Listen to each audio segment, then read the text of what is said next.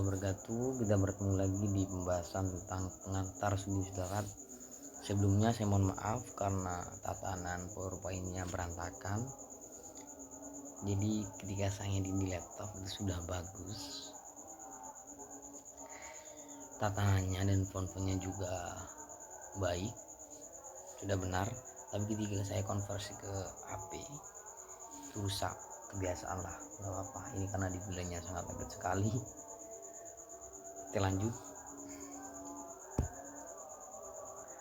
mengenai tentang pembahasan pengantar Islam bab 4. Di situ menerangkan tentang tujuan dan sasaran Islam. Islam di bawah Rasulullah SAW bukan hanya dalam keadaan bentuk yang bernilai bentuknya abstrak, namun juga dituangkan di dalamnya aturan-aturan yang disebut dengan syariat Islam.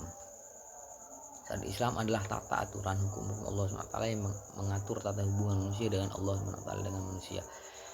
Al-Quran Allah menyebutkan beberapa kata syariah, diantaranya summa ja'alnaka ala syari'atin minal amri fattabi'ha wa la tattabi' ahwa'al ladzina la ya'manun.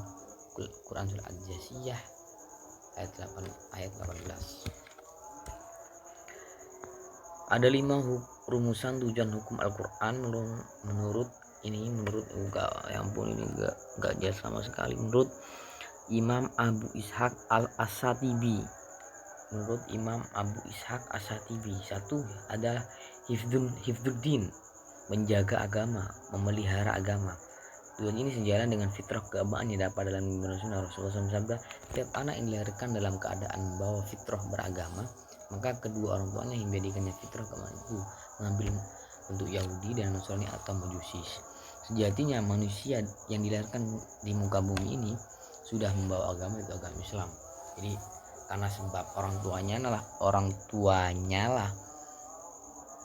anak itu bisa beragama Katolik, Kristen dan lain-lain. Yang kedua adalah hifdzul akal, menjaga memelihara akal. Berkenaan dengan tujuan ini adalah Islam melarang seorang mengkonsumsi makanan minuman yang merusak akal seperti minuman beralkohol dan berjudi. Untuk ini ajaran Islam menganjurkan seorang agar mengisi akalnya dengan berbagai macam ilmu yang pengetahuan, tidak membiarkan dirinya berada dalam kebodohan dan seterusnya.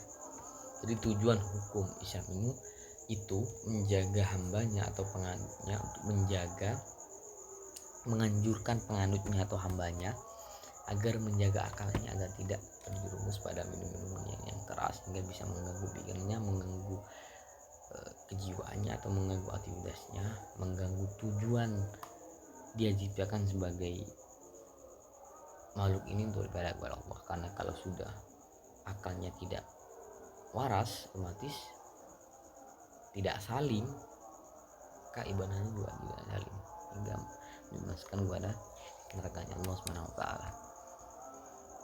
Yang ketiga adalah hifdzun nafas, menjaga diri. Berkenaan dengan tujuan ini, Islam melarang membunuh seseorang tanpa alasan yang dibenarkan oleh syara. Kita harus menjaga jiwa kita, menjaga raga kita. Kita tidak boleh membunuh atau menghakimi seseorang semena-mena tanpa ada hukum-hukum syara atau hukum-hukum yang berlaku di negara tersebut. Contoh, di negara Islam kita harus menyerahkan kepada pihak yang berwajib. Tidak boleh menghukum sesuai dengan keinginan kita sendiri. Islam melarang seorang membiarkan dirinya jatuh dalam kebinasaan dan hal-hal lain yang menjadi penyebabnya, seperti mengkonsumsi makanan minuman yang memabukkan dan mematikan, atau bekerja di luar kemampuan sebagai manusia, kemampuan fisiknya, dan membiarkan penyakit tanpa mau berobat. Jadi kita harus menjaga diri kita sendiri. Yang nomor 4 adalah hifdzul mal, kita harus menjaga harta kita. Berkenaan dengan ini, Islam memberikan kebebasan kepada setiap orang untuk memilih cara yang efektif bagaimana dia menjaga hartanya. Karena dengan hartanya dia bisa beraktivitas, dengan hartanya dia bisa melakukan hal-hal yang baik, dan hartanya biasa hidup. Kita perlu juga menjaga material-material yang kita miliki. Sekarang banyak bank-bank syariah atau bank-bank lainnya, bukan harta saja, materi kita harus juga mal ini bukan diartikan baik uang saja. Mal seperti pakaian ataupun kendaraan kita, atau alat-alat rumah tangga kita, semuanya adalah hifdzul mal. Kita harus menjaganya dengan baik, tidak boleh berlebihan dan tidak boleh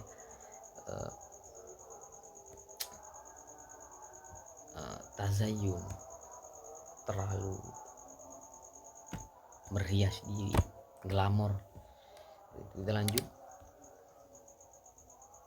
Yang kelima adalah hifdzun nasal, menjaga keturunan. Maka kan di dalam Islam sendiri kita harus menjaga nasal kita, menjaga nasab kita, menjaga keturunan kita. Dari mana keturunan kita berada, itu yang kemungkinan besar menjadi gambaran masa depan anak cucu kita. Berkaitan dengan tujuan ini, maka Islam menganjurkan kepada setiap orang untuk membangun kehidupan rumah tangga yang baik, menjadi pasangan suami istri secara halal.